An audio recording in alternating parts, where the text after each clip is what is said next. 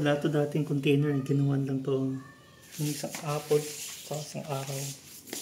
Kahapon. Isang araw sinimula kahapon nila dyan. Same to. Ganon din to. Ganon din to. Saka to. Wala siya mga lalagyan. Kasi mga boxes. Ngayon lang nilagyan. Yung dating modification, siningit lang kumbaga. Hindi na nilagyan ng box. So, ayan. Tapos itong kwartong to, pinaprep na rin to para mapinturahan na to. So, yan. Gaya kahapon, wala na yung wallpaper. Ang difference ngayon, pina-primer na ng pakote-konti ba na. Yung mga baseboard, may mga primer na. Nagigdan na baseboard to. Yan, yung cabinet na to, na primer na rin to.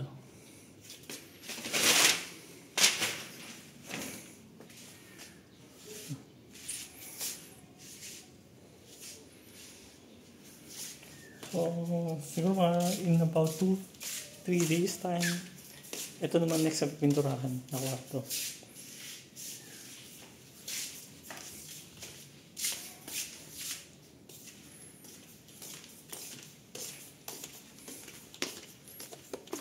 Ito yung isang kwarto na ngayong araw, ito na yung pipinturahan. Mamaya, pagdating ng mga tao, ito na yung pipinturahan kwarto bali mamaya. So, may mga nakasaksakan na rin dito. Ayan, tapos na primer na to. Kung napansin nyo. Hindi na baseboard na primer. Yung ano na, buo na. So, yung pintuan, hindi pa napaprimer. Kailangan i-primer din to. Yung pintuan. So, may mga portion na naka-primer, may mga portion na wala pa. Hindi pa napaprimer. So, dito, pipinturahan mo rin itong side bali. Etong mga butas to, kailangan ayusin to. Ano to bali, niligyan ng nilagyan to ng board bali. Tinakpan to ng board tong salamin dati. So, pinabuksan natin para may lagusan in case may emergency, makakalabas ito. Tapos may mga ilang outlets pa rito na hindi naaayos. Etong outlet ng aircon na to, buti nakatak to. Napalitan sa baba.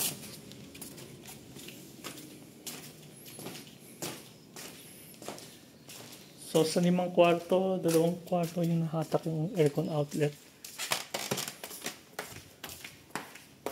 Yung 3 kwarto di makatak ng aircon outlet yung electrical outlets. Kailangan gumawa ng pagapangin bali para makuha yung bagong linya. Ito bago yan. Ito patay na natin. Hindi ko sure kung patay ito.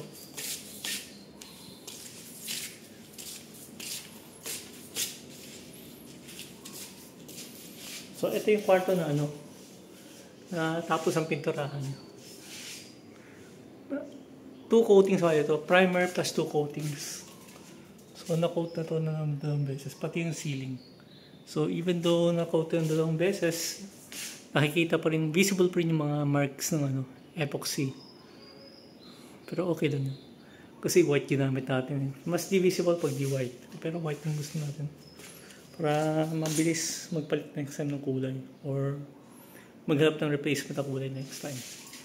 Itong pinto naman na yan, pinturahan din ito. Pinrimer to, tapos yung pinturahan. QD, ibalik natin yung pintura dito. Kaya mas bago ng konti.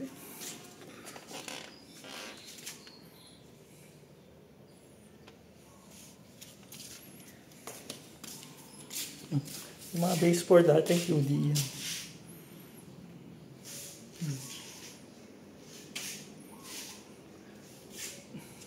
Ayan, itong cabinet, QD rin na gamit dito pang pang pintura. Tapos pinasama na natin dito yung drawer. Pinapinturahan na rin natin yung drawer. Tapos yung higaan.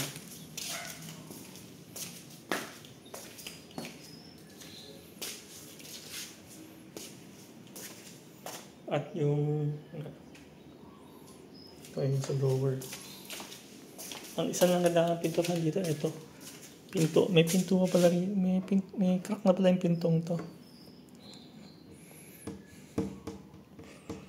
Kailangan maayos siya. Otherwise, yung crack lang laki. Tatakbo yung crack. So, hindi siya option bali. Kailangan pinturahan niya.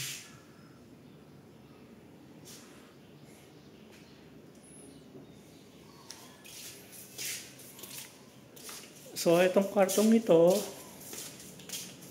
ang natitirang kailangan gawin ito, electricals. Yung aircon, malaking trabaho yung aircon dito.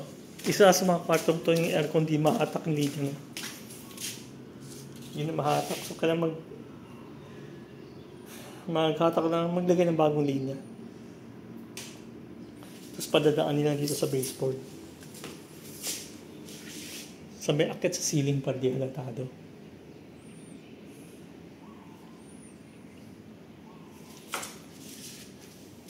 So yan, yung ikalawang malaking trabaho pa na itira dito, ito, itong sahig. Papavarnish natin itong sahig para maayos yung sahig na to.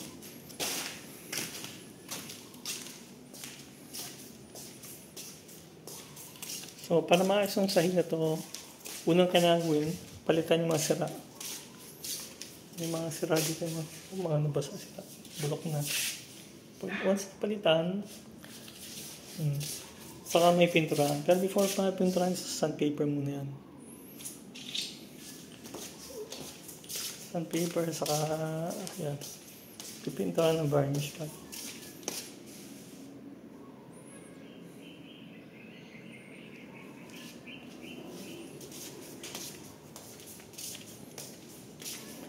Actually, before na, hindi ko lang alam kung anong una. Varnish yung sealer, diba?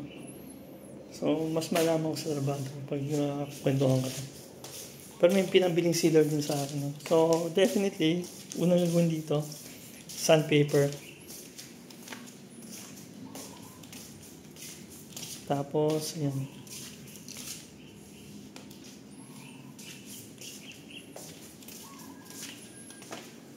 So, ito yung mga electrical outlet. Yung network cable, kapalit ng TV, di ko alam possible yun. So, ito yun. Kung hindi possible, pagawa ko na siya ng gawing electrical outlet yan. Pero kung possible, mas gusto natin convert yung TV outlet into network outlet.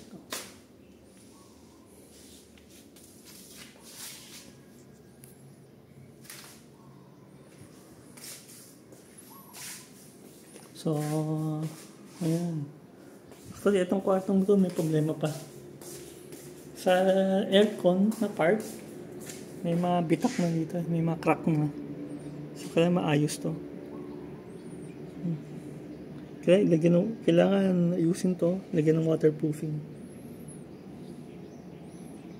Tapos matakpan yung butas na yan. Para hindi basta-basta makapasok. And then, itong bakal, kailangan takpan yan para masin yung bakal, di mabulok. Ang kabila, kabila din pala, nakasarado dito.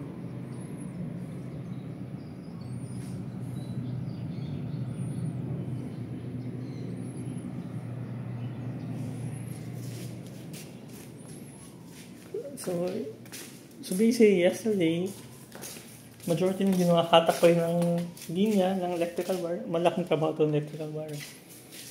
Akala ko malaking trabaho ibaba. Pero sabi sa akin ng gumagawa, mas malaking trabaho na maghatak ng electrical wire dito sa itaas. Kasi magulo yung pagkagawa ng electrical wire sa isame. Kaya inaayos pa nila. Tapos dahil sa magulo yung pagkagawa, may tatlong outlets ng kuryente ang di mahatak ng electrical wire. I-stuck.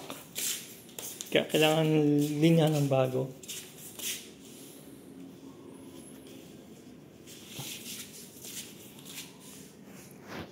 Ang gumagawa rito, ilan nang gumagawa kahapon?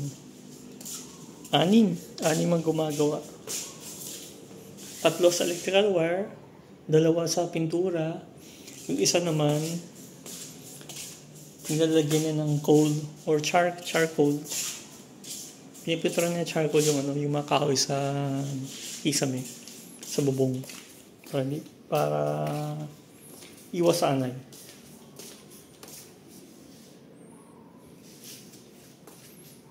Mas visible lang sa atin ng result ng outcome ng ano, yung pag-ayos ng kwarto. Yung electrical outlet, mahirap makita eh.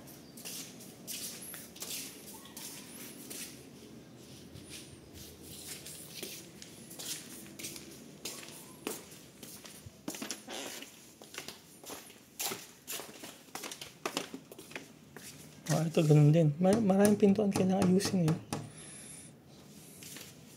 Most likely halos ilang. Lahat ng pintuan kailangan ayusin eh. 2 pintuan kailangan ayusin sa kwarto na ito.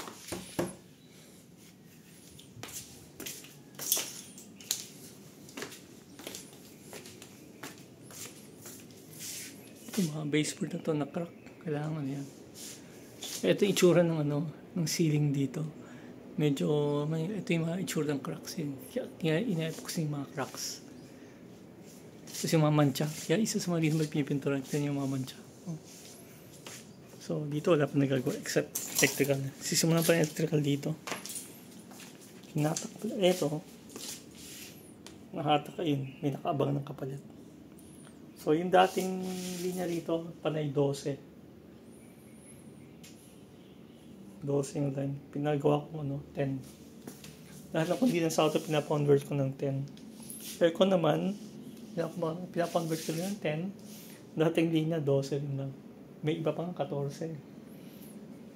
Ilaw 14, pinapagawa kong 12.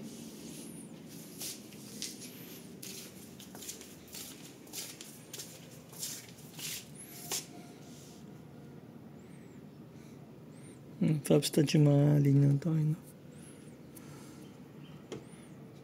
Self-stretch.